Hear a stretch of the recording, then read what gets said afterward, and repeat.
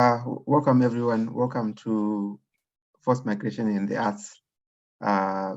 The series focuses on issues around forced migration and also around the arts. And we bring together people with lived experience of forced migration, artists, academics, activists, for conversations looking at what the arts can say about forced migration. For tonight's event, we are joined by Mohanad Ahmed and Cathy Wilcock, and we are focusing on Sudan. You'll notice that my introduction is really brief. This is because we are going to hear from Cathy and Mo, who will tell us more about the work that they've been doing. So without more from me, we go to our speakers, starting with you, Mo, and then going to you, Cathy. If you could maybe tell us about yourselves, what you do, how it's all started, why you do it. Okay, firstly, I want to say hi to everyone here listening to our voice, and I want to thank you all for giving us the chance to speak about our land, Sudan. My name is Mo Ahmed. I am from the capital city of Sudan, Khartoum, Durman. I am a musician and also I am an activist. And I start to that with me since a really long time, since the country had the problem with the South Sudan, and we had to, in the end, the country be divided to two countries, and that for the reason of for us as a Sudanese, we see the reason was the religion, because of Christianity in South Sudan and Islamic in North area of Sudan. In that time, we were a bit in young age. Just we start, me and a group of friends of me, and also musicians, most of them, to create a music and song to show our solidarity of of being united together, and to not make the country for that reason to be two countries. And that is how we started. And we kept doing a lot of music and theaters and arts, and also after that it developed with us, and we became more active, even to give an awareness in Sudan. And we create a group that time. It's called Girifna. Girifna, that it does mean we feel disgust about the situation there, and through this Girifna we start to make an awareness in the transportation for the people, and in a lot of different places there in Sudan. Yeah, this is how it started with me. What is your other question? I think that is fine. That is a perfect, beautiful intro. Except you missed out. Where are you now? Where are you joining us from? And what time is it? Now I actually since 2017, because of situation in Sudan, and I had to flee the country, and now I am a refugee in the Netherlands. I live here in Netherlands for 6.5 years. Yeah. Thank you, Mo. And then we go to you, Cathy. Yeah. Okay. Yeah. Thank you very much. Hello, everyone. My name's Cathy. I tried to make a picture of 3 pictures which described me. So I'm a lecturer in international politics, and my main specialism is in processes of African state building and state-society relations, but specifically how these processes and institutions are shaped by refugees who have moved away from them. So basically what I'm interested in is transnational political communities which stretch all across the globe, to make a difference to the politics of their homelands. And that's kind of represented in this slide here, photographs of a protest taking place in the Netherlands, in The Hague, of Sudanese refugees who were calling at the time for their president, Omar al-Bashir, to be sent and tried at the International Criminal Court for war crimes. So this is what I'm interested in. The third picture here is my other life, which is me as a musician. I've been the lead singer of an alternative folk band, an electronic duo, played at international festivals, toured around UK, I had a label in New York for a while. And I bring these two things together in my work. So I use music and also art more broadly to collaborate on research projects. I use it as a dissemination tool, if you like. So, for example, I was part of the Manchester International Festival. I was commissioned to make a music video with an original song with a Catalonian artist. And it's about forced migration. It's based on interviews with people who were displaced and who lived in Manchester. And I'll just give you a tiny little clip of what this was. Be here, be there, be one. Separate, don't obliterate. We belong. We were born bolder than this or than this. Can we go golden together? Okay, so that's just a little flavor of how I bring my research and my kind of passion for music together. So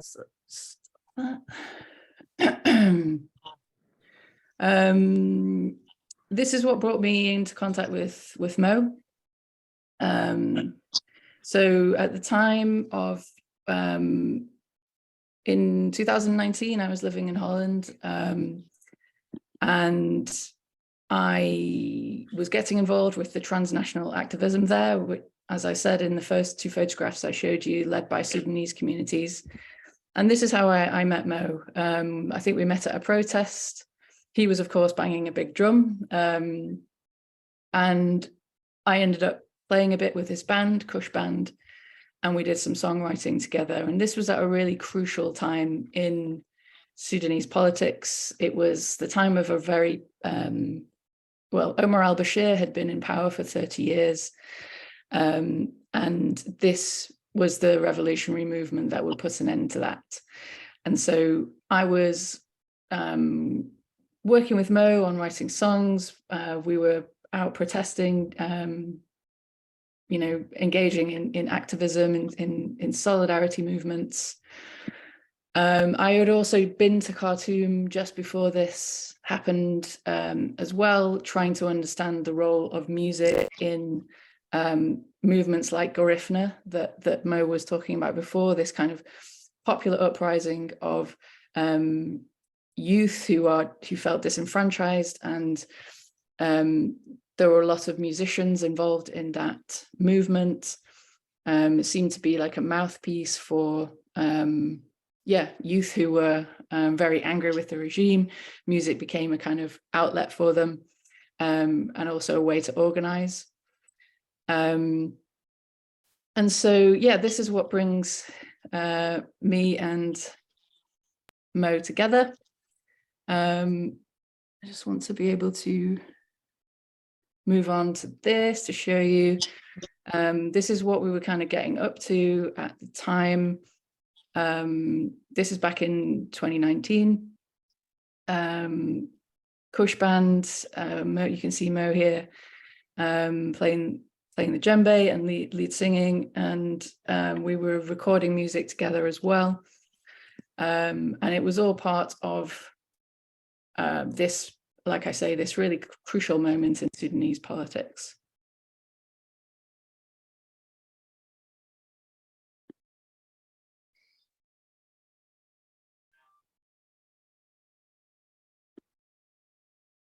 So I'll just leave it there, I think, Ambrose, in terms Thank of you. introductions. Thank you. Thank you. And then maybe we also look at what is happening in Sudan right now. In your view, this is for both of you. How did Sudan get here? What is happening? How did Sudan get here? And what needs to happen next? In my opinion, I think it is an old problem and has a relation to the war was happening in West Sudan, in Darfur since 2003 or something like that. It's like 20 years. Now the group is called RSF, Republic Source Security Forces, but we know it in Sudan. We know them as Janjaweed. Like this is the actual name for them. They are the same group of Janjaweed, and Janjaweed, those people, they work in like a market of selling camels and cows in Sudan, and it's like group of a specific area in Sudan is called Zagawa, and this Zagawa, they have a lot of family related on. It's like a tribe in the west, the east part of Africa, and north. Janjaweed were hired by the government that long ago to collect an army and fight with the old regime of Sudan, Omar al-Bashir, against the people from Nuba Mountain, because Nuba Mountain that time they demonstrate against Omar al-Bashir because of the life situation in Darfur. Yeah. Janjaweed, they killed the people there in Darfur. They made all the war genocide that we all know it since long ago in Darfur. And through that, a lot of people from the old regime and also the Janjaweed are wanted until now in the International Criminal Court. What we need to happen right now, the fight needs to stop. That's what we all know and what we all need. The fight needs to stop. Young people need to make this change. And when I say young people, I mean young people need to be involved. And these young people, they could be also from the army itself or from the Janjaweed itself, because they are all Sudanese. Yes, they need to stop that. They need to stop. These leaders are fighting for their power, are fighting for protecting themselves, for their past, for what they did in the past in our country. They, like, if you now look online or see all the videos, all the people, like the two departments, are fighting under the name of that they want to protect the civilians. And actually, to be honest, they are both not what the civilian they want them both, because they are both killing civilians people for their vote. Yeah, that's as simple as it is. Yeah. Hi, may I ask a question, Mohammed? Is there also slavery in Sudan? Sorry, Beatrice. Maybe sorry, if you've got a question, if the questions can come towards the end. Interrupt anything, so sorry. Yeah. I was wondering also, is slavery in some parts of Sudan still quite present? Sorry, Beatrice, we are going to have a segment at the end where, towards the end, where we have a question and answer session. So if you could, if you have any questions, please hang on to them or put them in the chat, and then we'll come to them. Okay, thank you. Yeah. Can I just add a couple of things to give some context about how we might understand what's going on in Sudan at the moment? Mo's absolutely right that this yeah, this conflict, it's like an intra-elite struggle. So a lot of people will be looking at the news and just thinking, oh, it's Africa gone crazy again. It's more tribalism. You know, there's just it's inevitable. African countries just always descend into tribal conflict, whatever happens. That's what a lot of people will be thinking as they switch the news on and they see what's happening in Sudan. But Mo's absolutely right to point out that this is not what's going on at all. This is an intra-elite power struggle between two military actors in Sudan. One is the Sudanese army, the national army, led by Burhan, and he is the de facto head of state right now. The other is Hemeti, who is, as Mo's been telling us, the leader of what's known in Sudan as the Janjaweed, which means devils on horseback. And they are a paramilitary group who are as powerful as the Sudanese army. So Sudan has a real problem in that it has these parallel armed groups. And what is happening right now is that, as Mo's been saying, Hemeti, the leader of the RSF, which is another name for the Janjaweed, he is incredibly threatened. He's incredibly threatened because as part of a transitional agreement to get a civilian government in, as part of that transitional agreement, there is this provision for what's called security sector reform. Now, that means that his army, the RSF, had to be integrated into the Sudanese National Army, the Sudanese Armed Forces. Now, you can see why he wouldn't want to do that, because all of his political power, his vast economic wealth, is all bound up, and his international legitimacy, everything, it's all bound up in the fact that he is the leader of this rival paramilitary group. And so he really did not want to be integrated and subordinated into the army. And the transitional agreement, the deadline was approaching in April for that to happen. And so you can see why this fighting has broken out.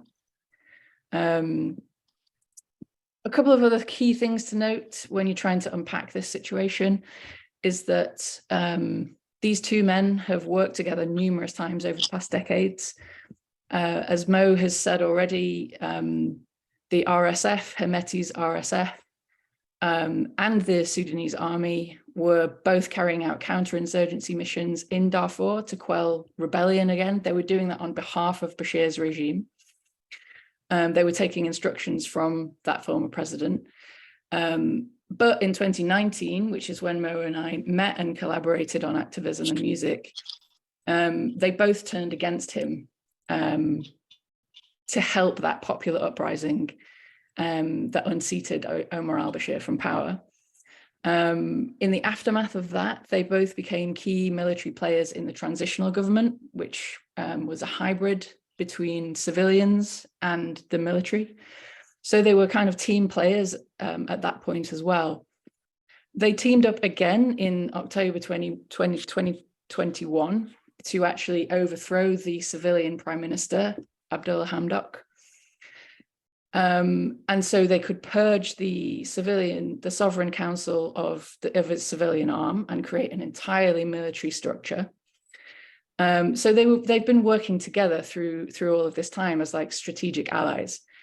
But it's this threat to Hemeti to be subsumed under the power of Burhan that has caused this outbreak of fighting. It's not a civil war at the moment, and it may not go that way, because it is, like I say, this intra-elite struggle. Now, that doesn't mean that it's not completely catastrophic the fighting is happening in Khartoum, in the biggest city, and that tells you that Hemeti is trying to say he's going for the political center. Like he doesn't want to integrate and be subordinated into the army. He doesn't have to. He's showing he has the capacity to capture the state. And the situation is really critical, and it could go. It could turn into a terrible humanitarian disaster, and nobody really knows what's going to happen. Thinking about Sudan and also thinking about forced migration, thinking about the arts, what do you see happening around the arts in relation to Sudan, in relation to the politics of Sudan in general, and then also in relation to questions around forced migration? Mo, why don't you tell everyone about the work you were doing with Sounds of Silence and all the activism that you've got going on in relation to that? Yeah, just also for making it specific about his question, like I want to mention and make sure to let all the people know that all people in Omdurman and Khartoum are not safe, and they need to flee from where they are now in these two areas.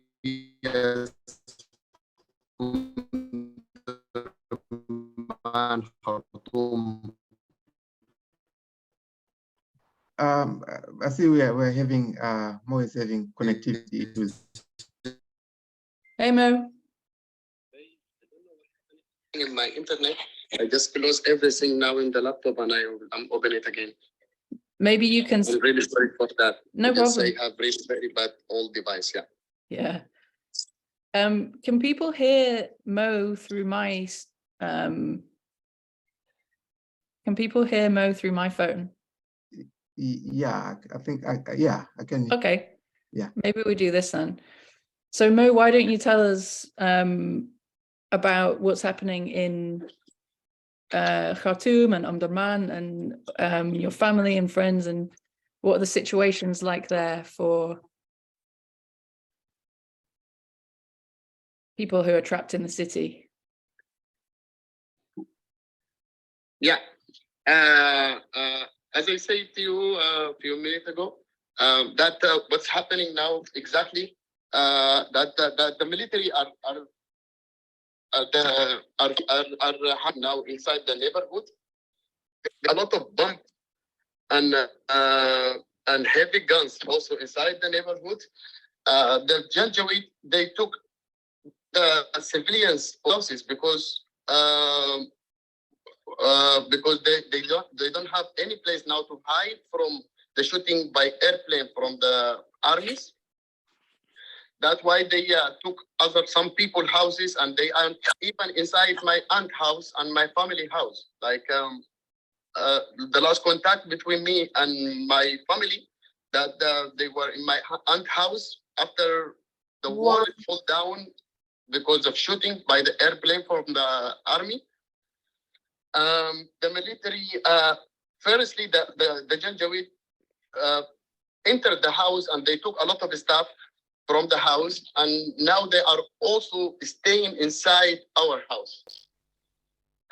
Yeah, and that is not only, I'm not speaking just about myself, I'm speaking about a lot of cases that I'm in contact with them right now. Those people are totally lost their house because the military, they use their house as place for them to keep their guns and to stay also.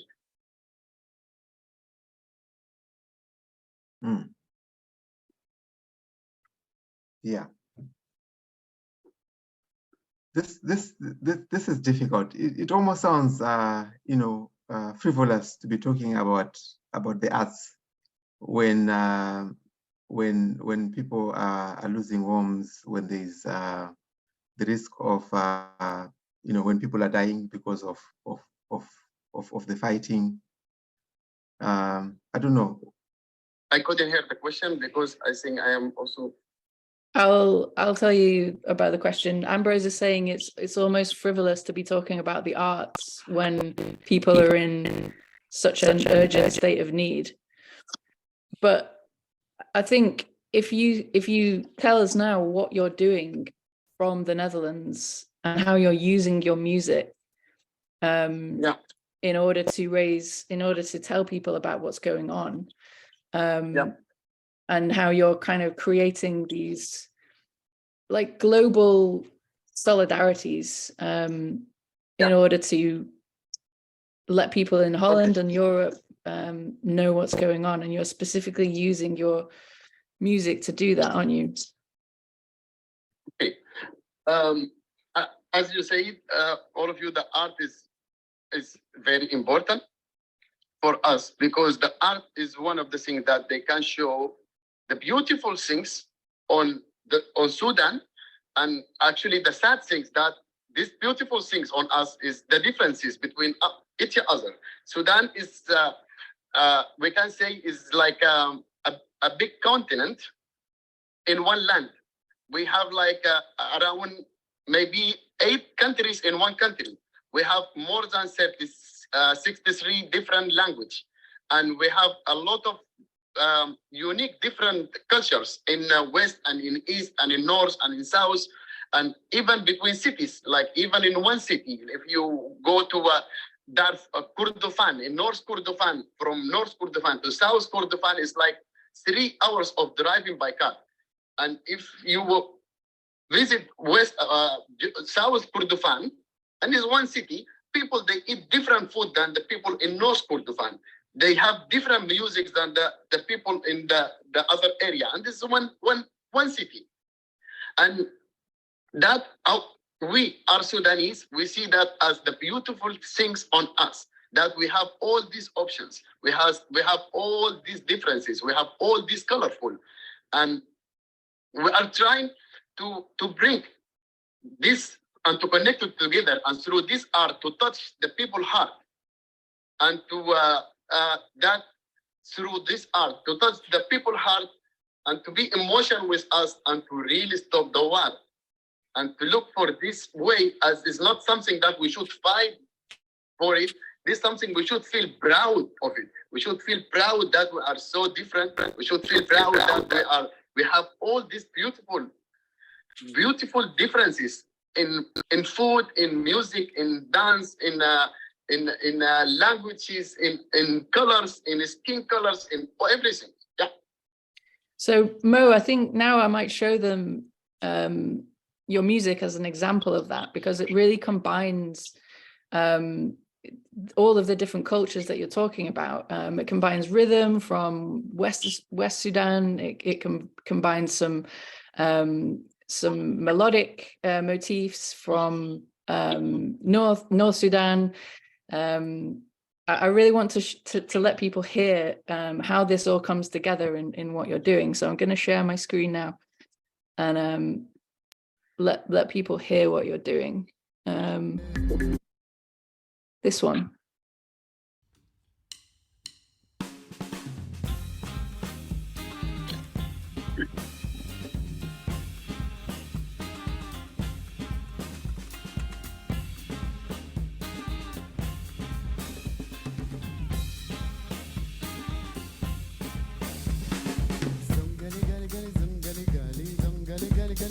Playing them Zun Gali Gali.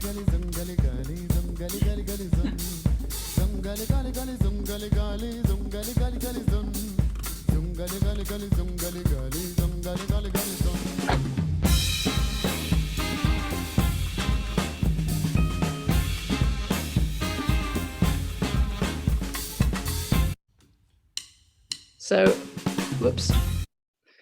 So I just played them a little clip of Zun Gali Gali, which I think Mo is a Darfur song, right? Yeah. Yeah. It's not Darfur song. It's my own song. This I made myself. Zun Gali Gali is the melodies I get inspired by just a Khartoum movie of the Israeli movie actually, and the text is just about the freedom, peace, and justice, and this is our choice. Yeah. Yeah.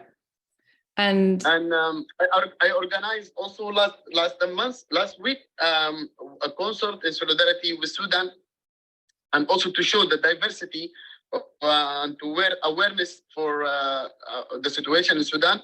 I include also refugees, musicians that they came 5 months ago to represent festivals here in Amsterdam, in Utrecht, and those refugees now are also part of my band, are professional refugees, professional musicians. They used to play with the big band in Sudan. And and we did fundraise and for Red Cross, and also for the initiative that I made myself to support the people and my family, because until now, all of my family are in Sudan, are stuck in there, except my mom is in the border in Egypt, just also in the refugees areas. She couldn't enter still until now to Egypt. Yeah.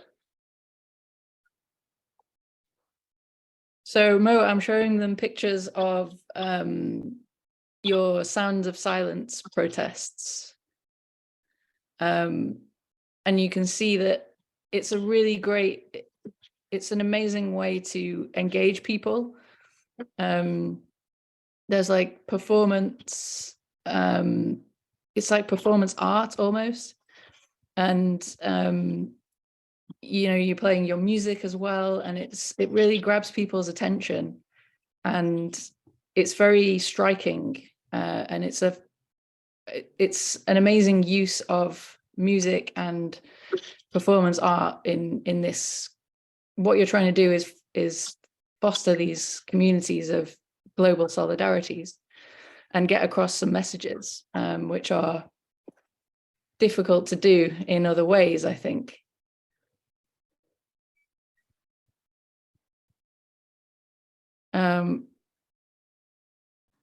I'll just show you. So this is the kind of thing that Mo is doing, is organizing all of these different events. And music is kind of at the core of it.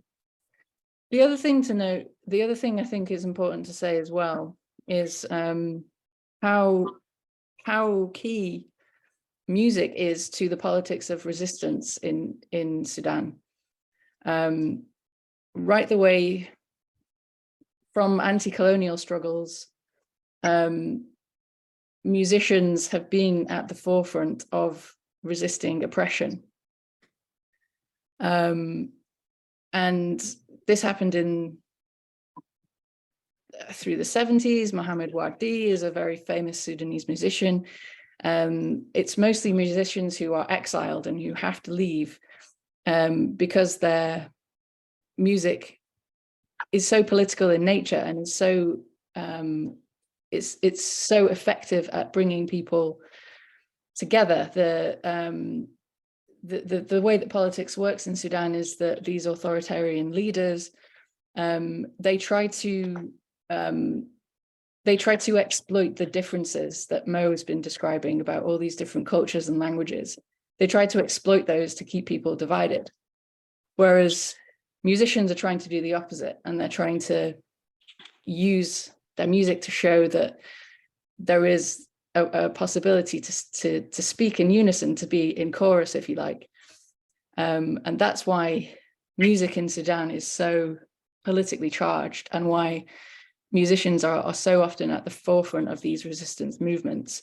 Now, it's not clear at the moment, like the situation in Sudan right now is so acute, that it's not clear what role music is playing at precisely this moment. But we know that music has been a key part of the civilian bloc in this whole political movement since the ousting of Bashir. There are communities of civilians called resistance communities, and they have evolved out of what Mo was talking about with the Garifuna movement. And they are the ones who are providing humanitarian aid right now. They are performing state services in Khartoum. They're called neighborhood resistance committees. And like I say, we don't we don't know what's happening with the musicians right at this moment, but the Musicians Union and young, especially hip hoppers and rappers and reggae artists were a really key part of the formation of Garifuna, and we suspect are also playing a key part in these resistance committees. So that's just to try to give a bit of context as well about the importance of music, not only in resistance on the ground in Sudan, but also its part in linking the refugees such as Mo who have fled Sudan, linking them back to that resistance movement, and through their activism, which is directed at their place of residence. For Mo, it's Amsterdam, and for many others all over the place. So yeah, just to give a few points on that. Thank you. That was really very useful and helpful from both of you. When I think of music and conflict, I think of the One Love concert that Bob Marley gave in Jamaica in the 1970s, when it looked like the country was descending into civil war, and Marley brought the opposing sides together, and there was a measure of stability. Do you see a similar movement around Sudanese artists? Is there a possibility of Sudanese artists, working, playing a hand in trying to secure a ceasefire, at least, in your view? So Mo, the question is about whether musicians might play a role in securing a ceasefire. Sorry? The question is about whether musicians in Khartoum might be playing a role in securing a ceasefire. Are there any key musicians that have a lot of cultural capital and that people really, Khartoum, you mean? yeah, are there any like big influential musicians who people might listen to and who might have some kind of political leverage? Yeah, of course. Just unfortunately, is a big problem now is contact with people in Sudan, because also the people now are really the only thing are thinking about how they can find water or food or medical or medicine. The government cut the internet also in Sudan whenever they want to, so they have very difficult to reach people. We have really very difficulties to reach even musicians or people there. I myself have like more than now 1.5 weeks I couldn't speak with my mom. Yeah. Has she gone to Egypt? Yeah, she come to Egypt. In the border of Egypt, just the border of Egypt there is no connections until now. Mm. Yeah. Yeah. So I think around 250,000 people have left Sudanese borders in the past month. And then about 800,000 or so have been internally displaced. So there's a lot of movement, a lot of forced migration happening right now. It's people just trying to survive. I mean,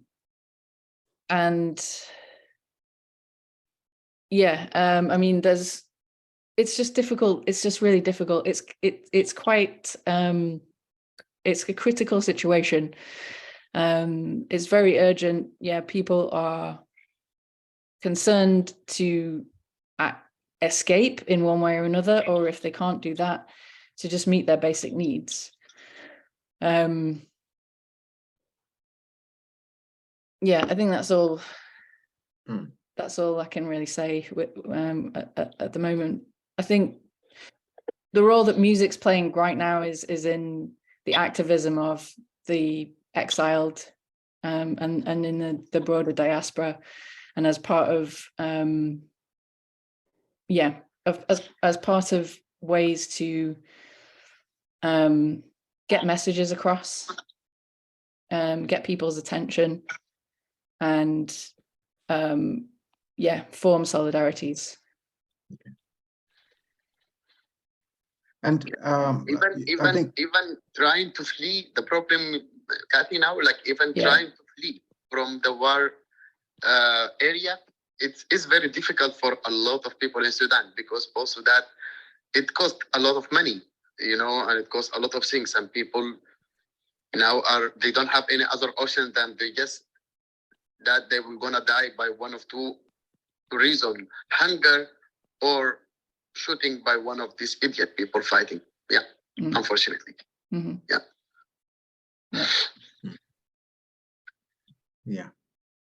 And you mentioned Egypt. Where else are people going who are being displaced, who are trying to flee the fighting in Sudan? Mo, the question's about where are people going. So I think a lot of people, it depends where their starting point is. A lot of people in the West are going to Chad and Uganda. Ironically, a lot of people are going to South Sudan, and it will be actually mostly going to Egypt. Like a lot of people try to flee more to the north. Yeah. Just it's close to them because the Egyptian border is still close, and also is open only for women, and the women's there is more than 40,000 or 4,000 or 6,000. They will be every day in the border. It's very difficult because they took only 50 passports per week. Yeah. While all these people there, and still there is no access for anything for them, like for food, for water, for anything that they need to. If they don't have people outside that they can try to support them by any way or other, they don't have any other options. Yeah, I think there are a lot of people stuck on the Ethiopian border as well. Also as well, also that in Ethiopia, and also there are people stuck in Khartoum, like inside. Like most of my family are now in Durman and in Khartoum, because you cannot go even outside to the street because it's dangerous, or they are already there in your neighborhood, that if they are not inside your house. Is there anything that let's say the international community of artists, if we can call it that, is there anything that they can do? Is there anything the international community of artists can do to support the people of Sudan? So the question is there anything that the international community of artists can do to support people of Sudan? I mean, I can show you Mo's GoFundMe page. I'll put links to Mo's band and everything in the chat when we're done, and I'll put a link to this as well. But in terms of, I mean, in terms of like Mo, you were saying that it's very difficult to get money into Sudan because you need you need to be in contact with somebody who has a money in Sudan already. Humanitarian access via the Red Cross, etc. They're not getting in, so it's more informal networks, like I said, connected. It's basically networks of very, very bottom up humanitarians who are acting right now. These resistance committees, neighborhood resistance committees, getting a little bit of funding from people who have managed to get out, or from their families who were already abroad. And it's yeah, it's a very bottom-up operation right now. We manage now in a few different neighborhoods in Omdurman that a lot of people are staying in one house. Just also, and it's not all the people, of course. Just like you can find 6 or 7 family. Now they are already all of them. They stay at least all of them in one house. That they can eat together. They can do their stuff together. You know, like people in Sudan, when it's something like that happen, they know how to help each other and they stand with each other, even if they don't have anything for themselves. They do their best to keep solidarity. Is the opposite way of what is happening on the regime or in the people on the power. Yeah. In terms of international community of artists, I guess bear witness and don't be silent, I think is one thing. Is just, it's don't be silent. Create stuff, share things.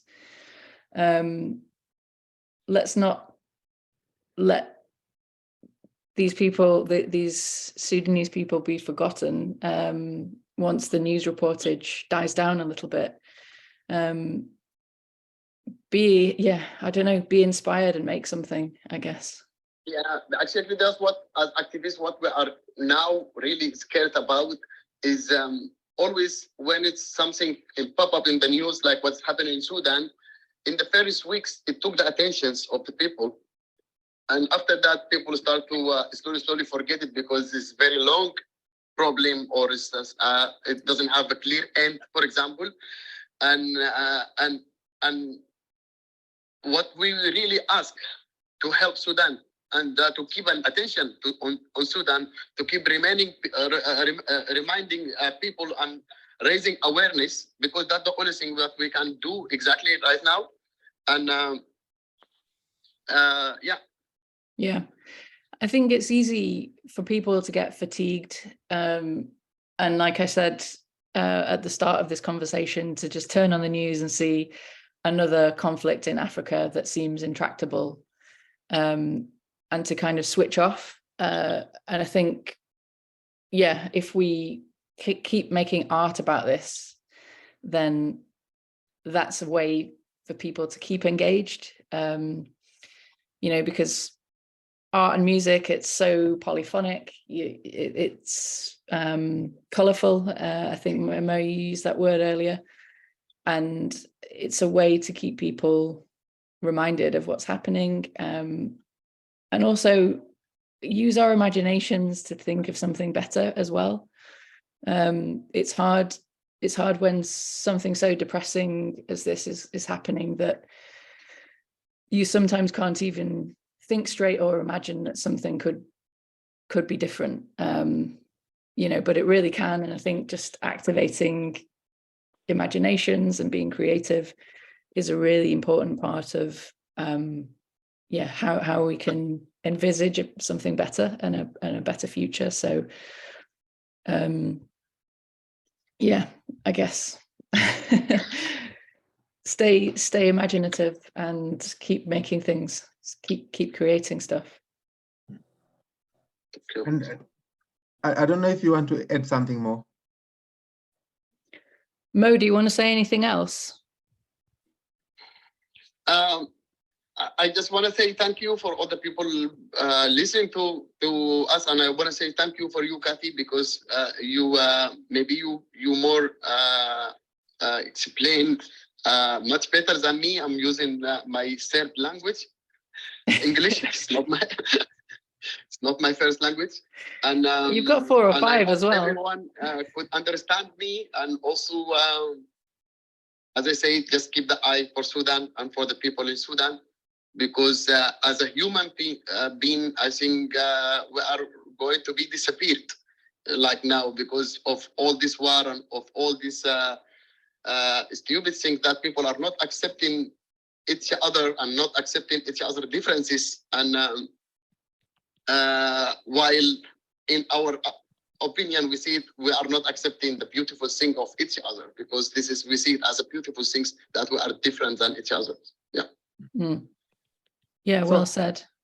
So at this point, what we'll do is we will go to the people who are present and ask if any of you have got questions or want to say something. So he's just going to ask if anyone's got any questions who's on the call. Okay. So hang on. Okay. So our first comment actually that the 2-3 from Beatrice. Beatrice, do you want to speak to your questions? Sorry. Hi. Sorry. I think I've gone off with the video. Sorry. I was just wondering. Thank you so much for hosting this event. I was wondering if you heard of the Sudanese rapper called Emmanuel Gel, who's played War. He's done the album War Child. Yep, I know him. I was just quite interested, and also I was just wondering, is I know it's a bit of a random question, but is slavery also still right a thing, which is, I know it's a complex thing, still going on in Sudan? So Mo, there's a question about if slavery is still going on in Sudan. Slavery is still going on in Sudan. Slavery is never finished in Sudan. Since it started in all Africa, maybe some people they feel it's finished because we live in different way. Just still in Sudan we have it. Yeah. Thank you. I mean, there's some. I was just wondering if there's quite a few British nationals still in Sudan. I'm just wondering if all of them have managed. I mean, it's so important that everyone gets out of Sudan, whether they're British national or not. But just wondering if I think the British could do more to help the Sudanese people, I think. So the question is, could the British be doing more to help? I think there are a lot of international actors involved already. And so there are the USA and Saudi Arabia are currently kind of leading mediation talks between the RSF and the SAF. There's been a talk in Jeddah over the past couple of days. They're trying to secure ceasefires and trying to have some kind of basis for mediation. Britain is always involved as a diplomatic actor as well. It's part of the Troika, which involves the USA and Norway as well. And these three groups of states are always part of Sudanese peace agreements and the like, and have been for decades. Now, the thing to say is that in some way, this whole thing the international community, if you want to call it that, are in some way to blame for this conflict because of the pressure, because the transitional agreement was so badly designed so as to not realize that Hemeti would be threatened by it. There was a lot of pressure, especially coming from the USA, to rapidly transition to a civilian-led government and to implement these kind of blueprint security sector reforms. There was too much concentration on the speed of things. There was too much concentration on the deadlines and the timeline of everything. And yeah, so you can see the international community and these external mediators as having somewhat having to shoulder some of the blame for this because of the way that the peace agreement was the transitional agreement, I should say, was so badly designed. So kind of be careful what you wish for in a way. I think the Sudanese civilian bloc is incredibly strong right now. And I do think that that is something to be hopeful about.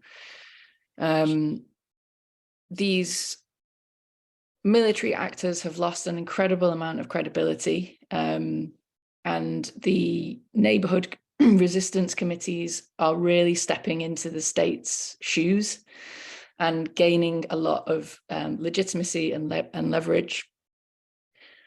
The Sudanese people are speaking in unison against these two elites.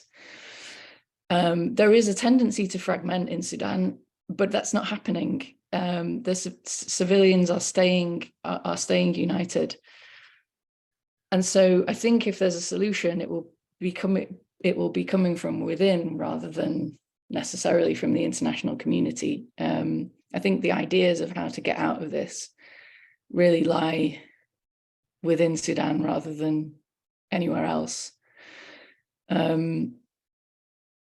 The good thing is that there is, as far as I can tell, no powerful international actor who is interested in this conflict carrying on. Now, sometimes that is the case, but I think in where we are now, nobody benefits from this conflict. Saudi Arabia doesn't benefit, Egypt doesn't benefit, the Wagner Group and Russia, they don't benefit. The USA doesn't benefit. So I just don't think that anybody in the international community has a stake in this conflict carrying on. So there'll be hopefully a united effort to stop it. Now, you just don't want people picking sides at the moment, but we will see how it plays out. It's difficult to second guess at the moment. Oh, thanks very much for hosting this event. I just wanted to ask, one more question. Has Omar al-Bashir been tried for war crimes? So there's a question about Omar al-Bashir, and has he been tried for war crimes?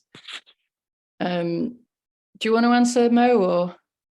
What is the question? About Omar al-Bashir. What is it? Where is he? Has he been tried? What's going on with him? A lot of saying that he left the prison already, and some people, they say that with the help also with the Janjaweed, that to make all the mess, that they open all the prison in Sudan, and to let the people flee the prison, to make a mess in the country, and to yeah, that's what they was trying to scare the people with it, and that's what they did. Yeah, he was in Koba prison since 19, wasn't he? And he was awaiting trial. Now, the issue of justice is also a thorny one, because this is another thing.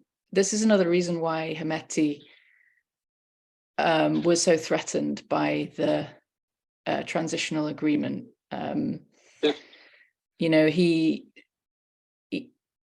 as part of the transitional agreement, there's a committee called the Dismantling and Disbanding Committee, I think it's called, and it's designed to strip any of these warlords of their assets, and also to start putting together a program for putting them to justice. Now, again, it's just a complicated balancing act, because Hemeti was stood to gain absolutely nothing. He's a guy with nothing to lose, and so this is what has led him to take the actions that he has. So there's the opinion is divided on whether it is better for the Sudanese people to actually let people like Hemeti carry on in some way, let them keep some of their economic wealth, let them appease them in some way so that they don't feel like they've got nothing to lose. And so the opinion's divided on whether to go for all-out justice or to have a more sort of compromising approach, a more pragmatic approach, I guess you would call it. Yeah, but that's all up in the air. But certainly these threats of sending Hemeti and the like to the International Criminal Court, etc., they put him in a position where he felt like he had nothing to lose. And I've also got a question on the ICJ. Isn't there, isn't there like hypocrisy in how the ICJ operates, in the sense that you've got people like George Bush and also Tony Blair, who absolutely destroyed Iraq, went to war with that country on a false pretext, and also Obama, NATO absolutely destroyed Libya and turned that country into a failed state. Shouldn't those people also be appearing before the ICJ? So Mo, the comment from Ambrose is that the International Criminal Court, it should be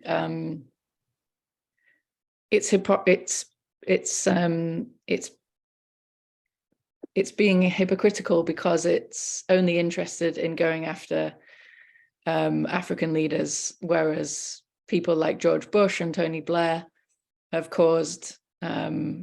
committed war crimes as well, and so it's strange that they're not also on the list, and I completely agree. Mo, when I talk to a lot of Sudanese people, they say we don't want him to go to the ICC because that would be like a 4-star hotel. They say, let us try him, let us handle it. There's kind of like, it's up to us, and we will decide what to do with him and what kind of punishment he deserves. Yeah. I don't think the International Criminal Court also can do anything, because Omar al-Bashir was already wanted for more than 15 years, and nothing happened, because this we can all see there is a lot of cases. Yeah. And the International Criminal Court, they closed the eye on it. Yeah.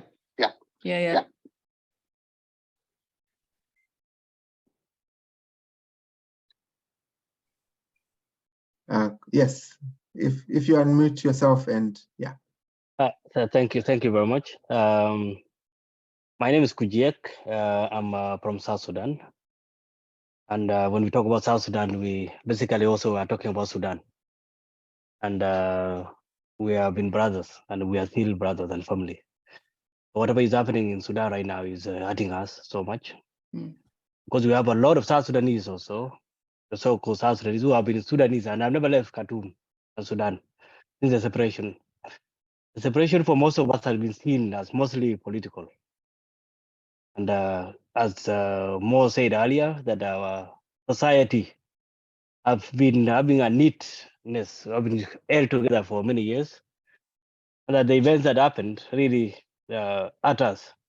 So to these days, we still wonder We who are young people who have also been refugees for the rest of our lives, as to whether the separation that we had actually even have meaning when we see the two countries now. You said earlier, Cathy, that ironically, Sudanese now are running to South Sudan as refugees. And in 2013, ironically, the South Sudanese were also running to Khartoum as refugees. It beats logics. Yeah. So I see and I hear, my brother, more of the suffering that these people are going through now. And also for all of us, it is bleeding. It is very unfortunate. We said earlier, Cathy, that we do not know whether people are really benefiting internationally. There is anybody who is benefiting in this war. I will not go into such extent of to whether someone is benefiting or not.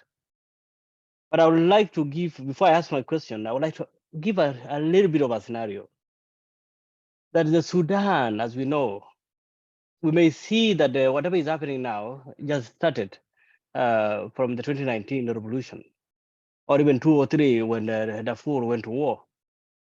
I do somehow also believe that it's something more historical.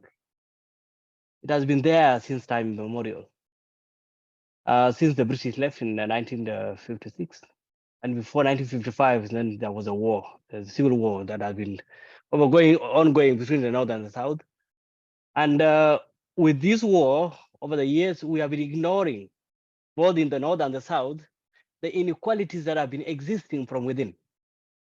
So that when we in the South wanted to raise our voices, our guerrilla leaders at the time, Dr. John Garang de Mabur, Riek Machar, and the rest, would tell us that we have to unite because we have a common enemy, right, in quotes. So this will call all the things that were burning people, the inequalities. The citizen cannot speak up, right? Because there is a war that we need to fight, and when we win, we'll come and finish our issues. Similarly, it was the same in the North. And when the leaders arose, young people wanted to, their voices to be heard and question the status quo, they were told, no, relax. We are going into, we have a common enemy in the name of the South. And these are politicians who are taking opportunities. So over the years, inequalities have been building up, right? So that after our separation, now we do not have a single enemy in the South or in the North that we could say that we are going to fight. Now we are in the North, we are here alone, right? With our issues that we never addressed, and now they're boiling up. We cannot say now anymore that there is a Southerner who is our common enemy. This is why you see the young people now are arising, because they've realized over the years they've been taken for a ride in Khartoum. So this is why we see that there is some sense of horizontal inequalities that have not been addressed over the years in both Sudan and South Sudan. That's why you saw the South Sudanese, barely after 2 years of independence, we went back to war. That is it, because there were a lot of inequalities from South Sudan that were never addressed, right? So, as you said earlier more, that we have about 63 nations within South Sudan speaking different, within Sudan who speak different languages. And then I will have a question that I want to follow up on this. Because it's the same challenge that we have in South Sudan now, we're just fighting all the time. I'll ask 2 questions. Do you see a possibility that maybe we could reunite again in the future? Because now we are fighting and I do not see any benefit to both of us, that there could be a reunity of the Sudan. Maybe with a young generation, that may bring change. Second question, are we likely to see another separation in Sudan? Because you have said likely that there are a lot of different groups, different nations, the people of Kordofan and Nuba Mountain, or people of Darfur. Shall I try to speak through the... You can speak through the phone, Mo. I've got 2 questions from Kujek, who's from South Sudan. Okay. He began by saying, your brothers, and he's sorry what's happening to your family and your people. His question is, do you think that there's a possibility that North and South Sudan will unite again? Or do you think it is more likely that Sudan will fragment even more? Yeah, I would like to answer to that. Yeah. Firstly, I want to say hi to him, for my brother from the South Sudan, and I want to say to him, in the song that you was putting down now a few minutes ago, we have the part we say in this song. I don't know if you understand a bit of Arabic, just or Arabic, Juba Arabic maybe. We'll say Sudan ya watan al khair, Sudan ya watanna, shimal anihna wa janub akhwan min ma qumna la jawami la kanais fi yom bitfarrigna. And that what's mean that Sudan is the very giving land, and we are so blessed by this land from Halfal to Nimuli, from north to south. We are brother and sister. We're never gonna be two countries. It's two countries in borders, that borders from the beginning. I am one of the people who I don't believe on that borders, because we did not make ourselves as a human being. Those borders it made by other people, made it for us. We grew up, we stand up in this country as our leaders before. John Garang Dimapur said, Sudan is wahda, Sudan is unite. And it was our dream to be all these Sudanese from Halfa until Nimuli are united in West and South and North, and that all of them, they have the same right in all the cities, in all the country. They have the same rights, like the rights now you can see it in Khartoum. Sudan is not just Khartoum. Sudan is not Juba. Sudan is not Nimuli. Sudan is all together. That all of them, our dream is this country come back together, and also even East Sudan and West Sudan, they stay all together, and this country be federalist countries that it get as 8 or 18 cities, or as we call it wilaya, and each one of them can lead the power in the country for 2 years and without even allegations. Because this is the right of all the places, all the people in this country to live together, and we unite together. And I speak about that, and I say in hope. We hope for that, and we work for that through our art and through our unity as brother and sister. All of us as a Sudanese, we're going to bring this country together and unite together one day. Yes. Thank you. Thank you for the questions, Kujek, and also the response, Mo. I've got a question for both of you, actually. What is happening with climate change in Sudan and South Sudan? What effect is it having?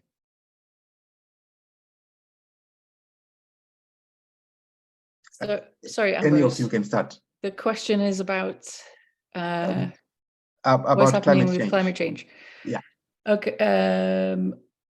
This is not really my field, but I know that climate change has played a huge part in intercommunal tensions in Darfur, especially in the west of Sudan, which is very prone to droughts, and land ownership has been for a long time a big part of the intercommunal tensions that have been co-opted by the state as well. But drought is a terrible aspect of Sudanese politics, especially in the West. It causes a lot of forced migration within that area, and that leads to a lot of land disputes. And the Sudanese people had systems for dealing with land disputes, but they were all decimated and destroyed by British colonialism. So a lot of the mechanisms, these conflict resolution mechanisms that were equipped to deal with land conflicts and resource conflicts caused by droughts and climate change, a lot of those have been really damaged, in the colonial era. So I guess, that's the long and short of what I can say about it, really, is that it's only going to get worse. It's climate change in combination with the legacies of colonialism, and also the way that intercommunal conflict has been stoked and co-opted by the Sudanese state as well. Do you want to say anything about climate change, Mo? Not really. Yeah. Yeah. Okay. So, yeah. Okay. Okay, since the question was for both of us, but before I answer it, I want to ask more that I live here in Belgium. I understand you are in Holland, so we can easily link up if this if there is a way that we, the South Sudanese young people, also can link up with you guys and see that we can give you also more voice on the current war. We can also link up with Emmanuel Jala. I have contact with him, so this also might help because he's a musician like you, and passing music. We know, as you said, Cathy, so many times that and more. I don't need to reiterate that music is very important for us as South Sudanese and as the Sudanese people. So for the question of climate change, Sudan and South Sudan, especially I'll talk about South Sudan because it's the region I'm in now, has been devastated by a war over the years. So climate change as a natural cause is, or a man-made cause, natural, of course we can say it's natural, but it's also man-made. And now that we know more about it, has added more to the wounds. And with the rains in islands areas like East African regions, so the Ethiopian islands and the Kenyan islands and the Ugandan islands, and also as far as Congo, the Nile overflows most of the time, right? And it bursts its banks. So when the rain this season comes, this water is added up and it ends up flooding the whole area. This is what you saw in Khartoum also when there were a lot of floods. This is what we have seen also in South Sudan. Now that it's not only about the war anymore, but climate change is going to be a big threat that will cause forced migration. So we should actually prepare for this. I hear people talking about there's a need for reparations, and it has been said now by many climate researchers that the people who will suffer more are the poor. And when we talk about South Sudan and Sudan, we are there at the category of the poor, who are the poor of the forest, people who do not contribute to any industrial gases. We do not have big companies, but we will suffer the most, and we are suffering the most now, right? Because most people in South Sudan right now depend on the UN, the World Food Program, and humanitarian agencies. And now with the wars that are coming up over the world, we talk of Ukraine, talk of Sudan even, and other places, WFP is overstretched. So that we see a catastrophe when it comes to the climate change. And I do not think that people are really taking it seriously. When you combine these two aspects, the continuous conflict, plus the climatic changes that are happening, then we may see a more dangerous situation than we have now. Thank you. Thank you very much, Kujek. Thank you. So we've got about 5 minutes before our time together. For now, before our time together ends, so maybe we get end notes or final comments from you, Cathy, and also from you, Mo. In your final comments and notes, maybe if you could also speak around questions of, or share your thoughts, reflections on responsibility and also on hope.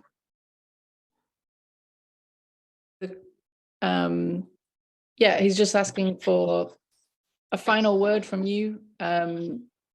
He's asking you to focus on responsibility. So what kind of responsibility do we all have in trying to solve these problems, and also a message of hope, if possible as well? Just some final words on that. Yeah. Many of the activists that now I'm in contact with, we are having one of our plans, if just to try to touch other people's heart people in the army and people in Janjaweed group, that through peace and through the art that we can try to influence them to put the guns down, as we say in Sudan, ardan silah is like to put the gun down and to find other way of solutions. Just and that it will never happen easy.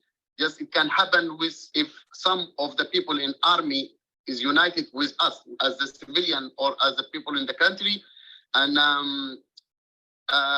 to influence them, we need to unite ourselves, and we need to do that art in combination between all the people from all the tribes, and that's what we are trying to now build and do. Unfortunately, we cannot do it from Sudan. Yes, we have a lot of artists already flee Sudan, and that's what I'm doing now.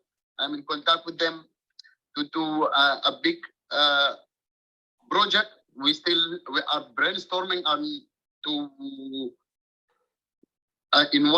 how can we make this project and how can we touch those people, and in a way of to stop the war. Mm-hmm. Great. It sounds amazing, Mo. Yeah. I think you're being very responsible. I feel like I could be doing more. I'd really, just a really quick final word from me is that the thing that makes me feel hopeful about this situation is the way that the Sudanese civilian people are speaking together, and they're speaking in unison. And if they can hold strong and stay together, then I feel like there might be something positive to get out of this. So that's my hope, that that the Sudanese people stay together and stay strong. Thank you. We can say we are 44 million Sudanese people, and how much if in comparing with the army and militaries, we are the bigger amount, we are the power, and the power is for us, as people, is not for the who is having gun. Yeah. The power is for the people. This is our land, and we need to live on this land all together from Halfa Timonibuli, as I said from the beginning. Yeah, way. Beautiful, well said. So thank you, Mo. Thank you also, Cathy, and thank you to everyone who attended. Sudan in Focus is the 6th panel discussion in the Forced Migration and the Arts series, which brings together artists, people with lived experience of forced migration, activists, academics, for an evening of conversation, looking at issues around forced migration in the arts.